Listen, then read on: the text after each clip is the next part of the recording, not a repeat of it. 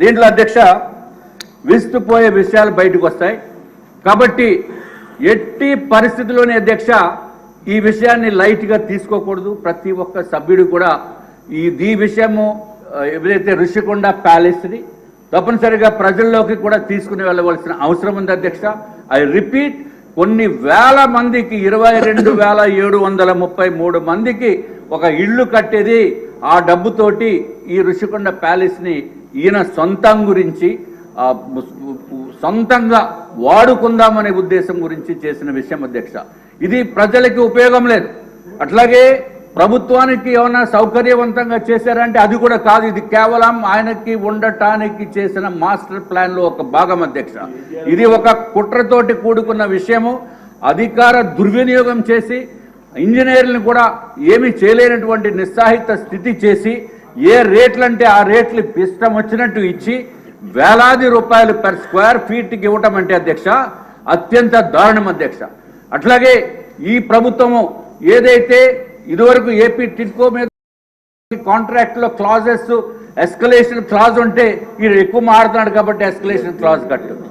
అట్లాగే అధ్యక్ష నేను కూడా పెద్ద బాధితుడిని. ఇవి వ్యక్తిగతంగా నేను తర్వాత చెప్తాం అధ్యక్ష. ఇది ఒక్కటే కాకుండా ఏదైతే తిరుపతిలో బిల్డింగ్స్ కట్టిన కాంట్రాక్టర్ పాపం 1,450 రూపాయలు పెర్ ఎస్ఎఫ్టీ కట్టారు అధ్యక్ష. తిరుపతిలో బిల్డింగు అది ఇప్పుడు తిరుపతి ప్రభుత్వము వాడుకుంటుంది అధ్యక్ష. అది కలెక్టరేట్ కింద వాడుతున్నారు అధ్యక్ష తిరుచానూరులో. వాళ్ళకి నాకు పేమెంట్ ఇవ్వలేదు బాబు అని చెప్పి వాళ్ళు కోర్టుకి వెళ్ళాలంటే ఆర్బిట్రేటర్ని అపాయింట్ చేసుకున్నారు అధ్యక్ష. విచిత్రం ఏంటంటే అధ్యక్ష, కేసు పెట్టి ఆర్బిట్రేటర్ని కాంట్రాక్టర్ని కూడా జైలుకి పంపించే ప్రయత్నం చేశారు అధ్యక్ష.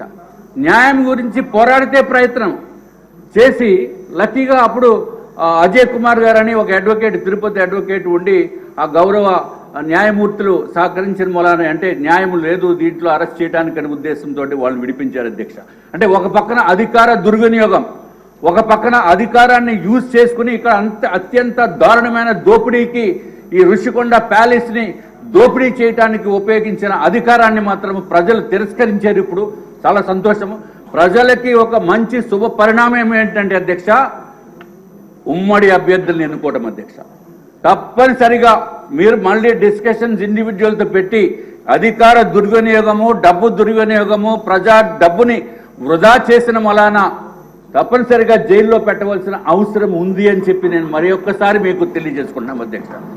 నమస్కారం అధ్యక్ష. రఘురామరాజు గారు, రేపు మీకు మాట్లాడే అవకాశం లేదు, ఇప్పుడే మాట్లాడారు 2 నిమిషాలు. ఇప్పుడైనా 3 నిమిషాలు. విష్ణుకుమార్ రాజు గారు అని చెప్పి నేను మాట్లాడలేను. ఈ ఋషికొండ వ్యవహారం మీద ముందుగా రామకృష్ణ బాబు గారు అక్కడ జనసేనకు సంబంధించి మూర్తి యాదవ్ అనే కార్పొరేటరు వాళ్ళు లోకల్గా దాని గురించి వివరించడం, అదే సమయంలో నేషనల్ గ్రీన్ ట్రిబ్యునల్కి నేను ఒక రిప్రజెంటేషన్ ఇస్తే దాన్ని సువోమోటోగా వాళ్ళు దాన్ని స్వీకరించి ఆ కన్స్ట్రక్షన్ని నిలుపుదల చేయమని చెప్పి ఒక ఆర్డర్ ఇస్తే దానికి హైకోర్టులో మీరు స్టే తెచ్చుకోవటం జరిగింది. ఆ సమయంలో సుప్రీంకోర్టుకి నేను ఈ విషయాన్ని తీసుకువెళ్ళినప్పుడు పచ్చి అబద్ధాలు అంటే అసలు గతంలో ఎంత ఎస్ఎఫ్టీ ఉందో సుమారు 22,000 చిల్లర ఎస్ఎఫ్టీ ఉండేది ఆ చిన్న కాటేజెస్. అదే చోట ఆ ఎస్ఎఫ్టీకి మించకుండా కట్టమని చెప్పి చాలా క్లియర్గా సుప్రీంకోర్టు డైరెక్షన్ ఇచ్చిన తర్వాత ఆ మ్యాటర్ని హైకోర్టుకి రిఫర్ చేశాను. ఆ డైరెక్షన్ ఇచ్చిన తర్వాత హైకోర్టుకి అన్ని రాంగ్ ఎఫిడవిట్స్ వాళ్ళు ఫైల్ చేసి తూచా తప్పకుండా సుప్రీంకోర్టు గైడ్ లైన్స్ని మేము ఫాలో అవుతున్నాం. ఈయన ప్రతిదానికి మా మీద కంప్లైంట్ ఇస్తాడు, అతని కంప్లైంట్లు మీరు పట్టించుకోవద్దు అని అన్ని రాంగ్ ఎఫిడవిట్లు నేను ముఖ్యమంత్రి నివాసం కోసం పట్టుకుంటున్నట్టు అప్పుడే చెప్తే అదేమీ లేదు, కేవలం టూరిజం డెవలప్మెంట్ కోసం మేము ఇన్ని 100 కోట్లు ఖర్చు పెడుతున్నామని చెప్పి బ్లేటెంట్ లైస్ని, అంటే అది పెర్జూరీ కింద వస్తుంది కోర్టుని తప్పుదోవ పట్టించడం, అటువంటి ఇవన్నీ కూడా ఏపీ టూరిజం డెవలప్మెంట్ కార్పొరేషన్ వారి ద్వారా ఆ పచ్చి అబద్ధాలని అక్కడ ఫైల్ చేయటం, పలుసార్లు అది వాయిదా పడటం జరిగింది. చివరికి అనుకున్నట్టుగా ఆ 22,000 ఎస్ఎఫ్టీ కాకుండా ఇందాక గౌరవనీయులైన మంత్రివర్యులు చెప్పినట్టు 1,20,000 చిల్లర ఎస్ఎఫ్టీ కట్టడం, ఆ తర్వాత ఒక చిన్న డ్రామా, ఎందుకంటే అప్పుడు దాకా అది టూరిజం ప్రాజెక్ట్ అని చెప్పారు. ఈలోపు ముఖ్యమంత్రి గారు అప్పటి ముఖ్యమంత్రి ఒక అనౌన్స్మెంట్ ఇచ్చి నేను విశాఖపట్నం వచ్చేస్తున్నాను అని చెప్పి ఆయన చెప్పడం జరిగింది. ఆ తర్వాత కొంతమంది ఆఫీసర్స్ని వైజాగ్లో నాకేమన్నా ఇల్లు దొరుకుతుందా చూడండి, స్టడీ చేయండి అని చెప్పి స్టడీ చేస్తే వాళ్ళకంట ఆ బీచ్ రోడ్లో వెళ్తూ ఉంటే అరే ఇక్కడ భలే ఇల్లు దొరికిందే, ఇది ముఖ్యమంత్రి గారికి బాగుంటుంది అని చెప్పి వాళ్ళకి తెలిస్తే వాళ్ళందరూ సూచించారంట. సరే దట్స్ ఆల్ రైట్, అందులోనే ఉందాం, పోనీ టూరిజం వాళ్ళకి చెప్పి అందులోనే ఉందాం, వాట్ ఈస్ దేర్, నాకు ఎక్కడైనా పర్వాలేదు, ఐఎమ్ ఏ సింపుల్ మ్యాన్ అని చెప్పి దానికి ఆయన అంగీకారం తెలిపారు.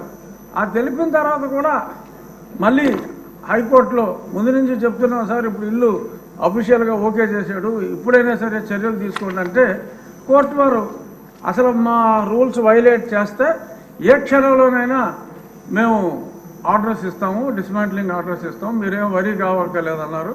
ఇప్పుడు దాకా ఆ మ్యాటర్ రాలేదు, ఎలక్షన్ వచ్చింది, ఆయన వెళ్ళిపోయాడు. సో ఇప్పుడు ఆ ప్రాపర్టీ, ఎందుకంటే ఆయన అంటే డిస్ట్రక్షన్తో మొదలుపెట్టారు, నాకు తెలిసి గౌరవనీయులైన ముఖ్యమంత్రి గారు ఈయనంతా కన్స్ట్రక్షన్ బేస్డ్ యాక్టివిస్ట్, అతను డిస్ట్రక్షన్ బేస్డ్. సో కాబట్టి ఒక 500 కోట్లు ప్రజలను దుర్వినియోగం చేశారు, శిక్షించాలి అని చెప్పి మా విష్ణుకుమార్ రాజు గారు గట్టిగా చెప్పారు. కానీ కొన్ని వేల కోట్లు రకరకాల ఇష్యూస్లో దుర్వినియోగం అయినాయి. ఈ 500 కోట్ల వలన అతను అలరయ్యి ఒక మంచి ప్రభుత్వం రావడానికి దోహదం చేశాడు. కాబట్టి అంటే నెగిటివిటీలో పాజిటివిటీ వెతుక్కోవటం. సో అంచేత 500 కోట్లు ఖర్చు పెట్టి ఆయన కట్టుకున్నది ఇల్లు కాదు, ఆయన రాజకీయ సమాధి కట్టుకున్నాడని చెప్పి భావిస్తూ 500 కోట్లని మనం క్షమించేయచ్చు, చూడవలసిన వాటి మీద ఎలా అధ్యయనం చేయాలో చూడాలని perhaps this is my last speech. ఇక్కడ కూర్చుని మళ్ళీ దాలిక కట్ కాబట్టి దీని మీద లాస్ట్, సో దీని మీద రేపు జరిగే చర్చ ఆసక్తిగా